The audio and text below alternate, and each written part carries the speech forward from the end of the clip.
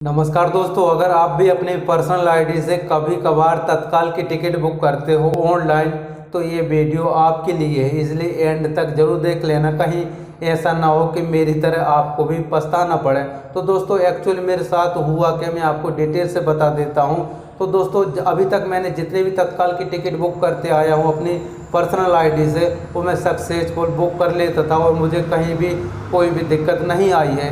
लेकिन इस बार हुआ क्या कि जब मैंने तत्काल का टिकट करने के लिए बैठा, आपकी जानकारी के लिए बता दूं कि अगर आप स्लीपर का टिकट बुक करते हो तो इसका जो तत्काल का कोटा होता है वो एक दिन पहले 11 बजे ओपन होता है और एसी वालों का सुबह 10 बजे ओपन हो जाता है। तो जैसे ही 10:55 हुआ, मैं अपने सिस्टम में बैठ गया था तत्काल की टिकट बुक करने के लिए, लेकिन वेबसाइट में बार बार एरर आ रहा था। वो मुझे बार बार कैप्चा फिल करने के लिए बोल रहा था और मुझे लॉगिन ही नहीं करने दे रहा था। इसके बाद से चाहे वो कंप्यूटर हो या फिर मोबाइल हो, मुझे लॉगिन ही करने नहीं दे रहा था। इसके बाद से मैं अपने मोबाइल में एप्लीकेशन जो आती है उससे ट्राई किया, तो वहाँ पर भी सेम टू सेम एरर आ रहा था। और इस प्रकार की प्रॉब्लम आपके साथ भी हो सकती है। तो दोस्तों तत्काल की टिकट बुक करने के लिए मैं तो अपनी तरफ से पूरी कोशिश कर रहा था, चाहे वो कंप्यूटर हो या फिर मोबाइल हो, लेकिन जब सिस्टम ही लॉगिन नहीं करने दे रहा है और उसमें बार बार एरर आ रहा है, तो ऐसे में हम क्या ही कर सकते हैं। क्योंकि बहुत से रूट ऐसे भी होते हैं जहां पर एक साथ लोड पड़ जाता है। मतलब ऐसे होते हैं कि ट्रेनें तो कम होते हैं लेकिन जो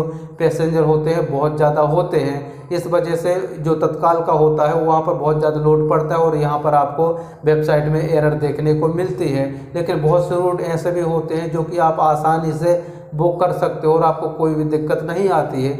इसके बाद से जब मैंने 11:30 बजे लॉगिन किया, वहाँ पर लॉगिन हो गया था। इसके बाद से तत्काल की सीट जितनी भी अवेलेबल थी सबकी सब बुक हो चुकी थी और इसके बाद से तत्काल कोटा वेटिंग लिस्ट स्टार्ट हो चुका था। तो मैंने इसको देख के बुक ही नहीं किया है।